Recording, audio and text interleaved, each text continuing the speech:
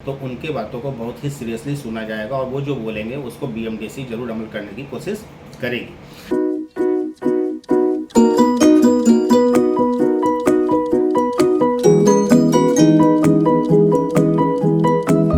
Hello friends, welcome to my career Pathshala. आज के इस वीडियो में एक बहुत ही रिसेंट अपडेट्स है, डेवलपमेंट है बांग्लादेश को लेकर के, जो मैं आपको देने के लिए आया हूँ। आपको याद होगा कि लास्ट वीडियो हमने जब बांग्लादेश के ऊपर में बनाया था तो उसमें हमने बताया था कि आपके बांग्लादेश के जो अपडेट्स हैं और जो गैजेट को लेकर के जो इशू चल रहा है कि वहाँ पे जो आपको डिग्री मिलती है उसके अंदर में not eligible for practice in Bangladesh है। उसमें मैंने आपको अपडेट किया गया था कि जून के फर्स्ट वीक या सेकेंड वीक में अप्रॉक्स 8 to 10 के आसपास हमने आपको शो किया था कि प्राइवेट कॉलेज जो एसोसिएशन है वो ट्राई कर रहा है, they are talking in terms with the BMDC council, UGC के साथ। वो सारे अपने जो भी एसोसिएशन है वो लगातार टच में हैं। और मैंने आपको ये भी दिखाया था कि कैसे माई करियर पाठशाला लगातार उधर के जितने भी करीबन मोर देन 50 to 55 60 कॉलेजेज हैं उनको मेल करके सारे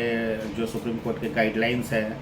जो आपके 4B रूल के सेक्शन हैं, वो कॉलेजेस को, बीएमडीसी एसोसिएशन को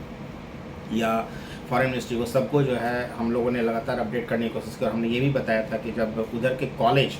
बीइंग ए कंसल्टेंट अगर हम बीएमडीसी के पास जाते हैं या कुछ भी जाते हैं, उससे बेटर ऑप्शन ये है कि वहाँ के जो कॉलेज है यानी प्राइवेट कॉलेज के जो एसोसिएशन है, when they will approach to the UGC और द बीएमडीसी, तो उनके बातों को बहुत ही सीरियसली सुना जाएगा और वो जो बोलेंगे उसको बीएमडीसी जरूर अमल करने की कोशिश करेगी। जो डेवलपमेंट है वो ये है कि आपके स्क्रीन के सामने आप देख रहे होंगे कि प्राइवेट मेडिकल कॉलेज एसोसिएशन बीपीएमसीए ने एक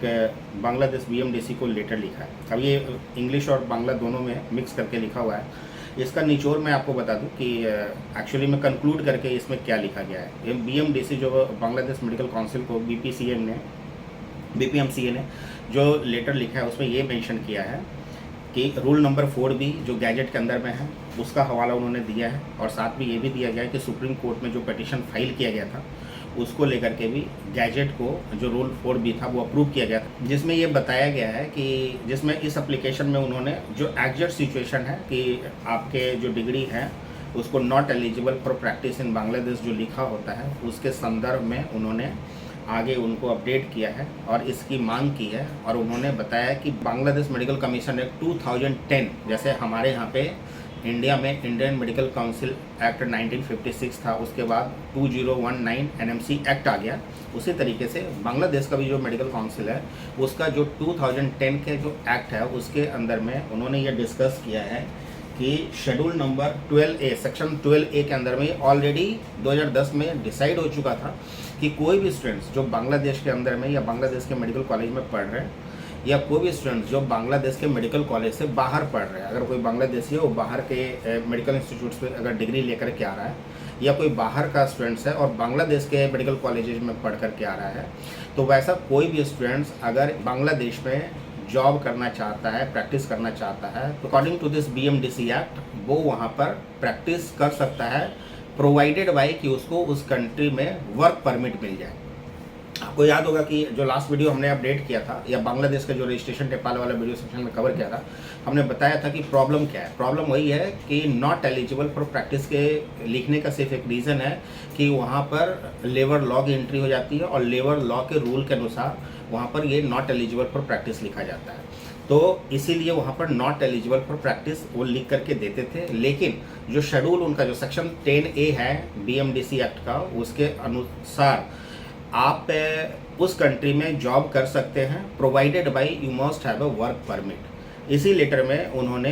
बीएमडीसी को ये रिक्वेस्ट किया है कि जहां पर जिस डिग्री के लास्ट में जो लिखा होता है नॉट एलिजिबल फॉर प्रैक्टिस, उसमें हाफ इंफॉर्मेशन है, उस इंफॉर्मेशन को पूरा मेंशन कर दिया जाए। उसमें क्या कर दिया जाए, उन्होंने लिखा है कि not applicable for practice in Bangladesh को फुल सेंटेंसेस के साथ यह डाल दिया जाए, not applicable for practicing in Bangladesh without work permit, यानी जो सेक्शन छूटा हुआ है कि बिना वर्क परमिट लिए आप अप्लाई नहीं कर सकते, वो डाल दिया जाए। अगर कोई भी स्टूडेंट्स बांग्लादेश में अप्लाई करना चाहता है, चाहे वो बांग्लादेश के कॉलेज से पढ़ा हो इंडियन बच्चा या कोई बांग्लादेशी बाहर के इंडिया के मेडिकल कॉलेज से पढ़ा हो, अगर वहाँ वो जॉब करना चाहता है तो उसको वर्क परमिट लेनी पड़ती है, क्योंकि ग्रेजुएशन वहाँ से उसने किया नहीं है। यह उनके शेड्यूल 10 के अनुसार, सेक्शन 10 के अनुसार है। जो ये रिसेंट डेवलपमेंट है, उन्होंने बीएमडीसी से डिमांड करी है इसकी, और होपफुली इसमें कहीं से कोई प्रॉब्लम नहीं नज़र आती, क्योंकि सिर्फ इतना ही कहा जा रहा है कि जो रूल है उसको पूरे तरीके से मेंशन कर दीजिए। और अगर देखा जाए पूरे वर्ल्ड में, आप किसी भी कंट्री के अंदर चले जाइए, आप स्टडी वीज़ा में जाते हैं, आप रशिया में जाएंगे, आप जॉर्जिया में जाएंगे, आप फिलीपींस में जाएंगे, कहीं भी जाएंगे, XYZ, UK, ऑस्ट्रेलिया, कनाडा, कहीं भी जाएंगे, आप स्टडी वीज़ा पे आप जब जॉब वीज़ा के लिए जब अप्लाई करते हो, और तो उसका एक अलग सेक्शन है that comes under immigration rule, और उसके अंडर में फिर आपको वर्क परमिट चाहिए ही होता है, स्पॉन्सरशिप चाहिए होता है, उसके बाद ही आप वहाँ पर जॉब के लिए एप्लीकेशन अप्लाई करते हैं। तो जो हमने उस वीडियो में बताया था वो आपके सामने आ चुका है, और रिसेंट ये आज के ही डेट का एप्लीकेशन है, ये अपडेट है। होपफुली 15 से 20 दिन के अंदर में आपके सामने वो सारी चीज़ें जो जिसका इशू बना हुआ था बांग्लादेश को लेकर के, वो क्लियर हो जाएगा। तो बने रहिए माई करियर पाठशाला के साथ। Till then keep liking and keep subscribing. Thank you so much.